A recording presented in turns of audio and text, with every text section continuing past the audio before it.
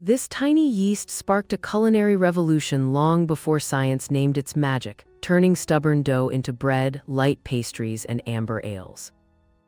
Ancient Egypt and Mesopotamia legends say fermented grains woke bread's lift, quietly planting the seeds of social meals and celebrations.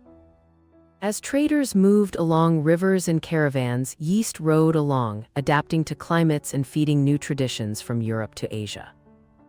Today, yeast animates modern bakeries and home kitchens, driving leavening in bread and pastry while enabling fermentations in dairy, alcohol, and even biofuel research. The humble microbe links past and present, a living bridge between diets and discoveries across civilizations.